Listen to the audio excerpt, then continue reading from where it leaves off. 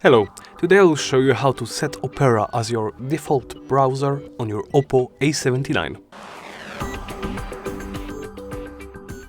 First, go and open the menu.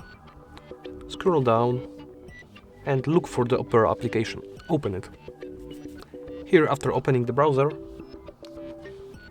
you can scroll up and tap on the gear icon. Access the settings and tap on browser. Here, as you can see, my current default browser is Google Chrome. To change it, simply tap that section and tap next.